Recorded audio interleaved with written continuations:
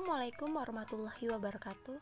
Halo teman-teman, dalam kesempatan kali ini kita akan mempelajari tentang lingkungan belajar dan faktor-faktor non-intelektual siswa. Baiklah, saya akan memperkenalkan nama-nama dari anggota kelompok 11. Yang pertama ada Titania Dwi Rizkita dengan NPM 50222. Yang kedua ada Erma Hoyuningsih dengan NPM 5020159. Yang ketiga ada Agustinus Eko dengan NPM 5020156.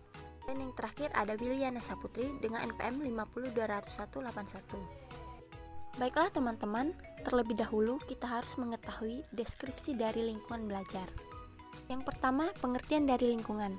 Lingkungan adalah segala sesuatu yang ada di sekitar anak, baik berupa benda-benda, peristiwa-peristiwa yang terjadi maupun kondisi masyarakat, terutama yang dapat memberi pengaruh kuat kepada anak didik, yaitu lingkungan yang mana terjadi proses pendidikan berlangsung dan lingkungan anak-anak bergaul sehari-hari.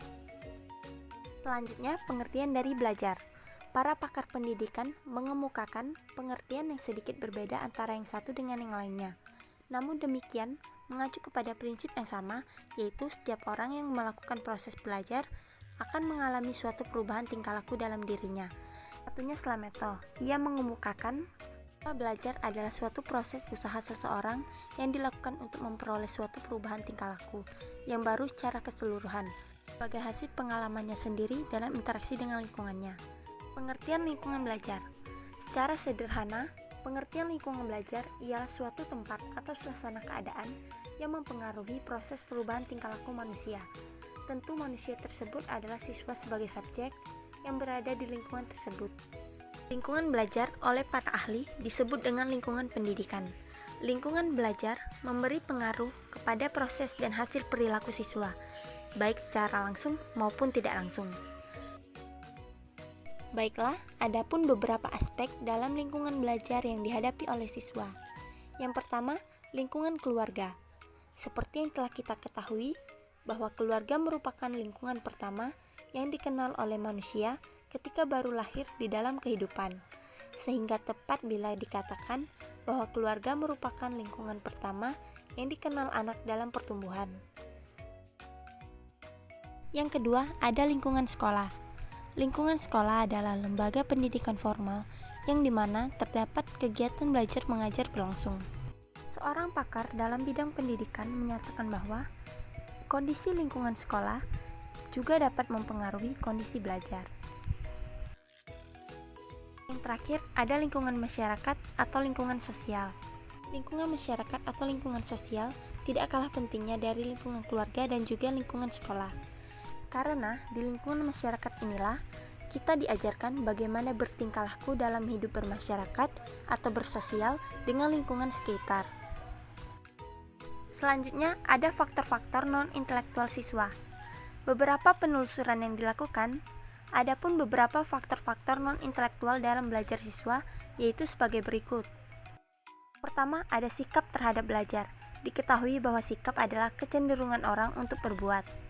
Sikap sesungguhnya berbeda dengan perbuatan, karena perbuatan merupakan implementasi dari sikap. Dua, motivasi. Motivasi dalam kegiatan belajar merupakan kekuatan yang dapat menjadi tenaga pendorong bagi siswa untuk mendayagunakan potensi-potensi yang ada pada dirinya dan potensi yang ada di luar dirinya untuk mewujudkan tujuan belajar. Selanjutnya, mengelola informasi belajar. Mengelola informasi belajar atau bahan belajar dapat diartikan sebagai proses berpikir seseorang untuk mengolah informasi-informasi yang diterima sehingga menjadi bermakna. Yang keempat, konsentrasi belajar. Konsentrasi belajar merupakan salah satu aspek psikologis yang seringkali tidak begitu mudah untuk diketahui oleh orang lain selain diri individu yang sedang belajar. Peran konsentrasi dalam belajar sebagai memusatkan perhatian atau pikiran pada kegiatan belajar, baik pemusatan tenaga, kekuatan, dan sebagainya dalam belajar. Yang kelima, ada rasa percaya diri. Rasa percaya diri ini merupakan salah satu kondisi psikologi seseorang yang berpengaruh terhadap aktivitas fisik dan mental dalam proses pembelajaran. Rasa percaya diri pada umumnya muncul ketika seseorang akan melakukan atau terlibat di dalam suatu aktivitas tertentu. Dan yang terakhir, kebiasaan belajar. Kebiasaan belajar adalah perilaku belajar seseorang yang telah tertanam dalam waktu yang relatif lama, sehingga memberikan ciri dalam aktivitas belajar yang dilakukannya. Peran kebiasaan belajar untuk menciptakan belajar yang teratur, daya tahan belajar yang lama, dan membiasakan belajar pada diri peserta didik, dan lain sebagainya. Baiklah teman-teman, itu saja materi pada kesempatan kali ini. Semoga bermanfaat. Wassalamualaikum warahmatullahi wabarakatuh.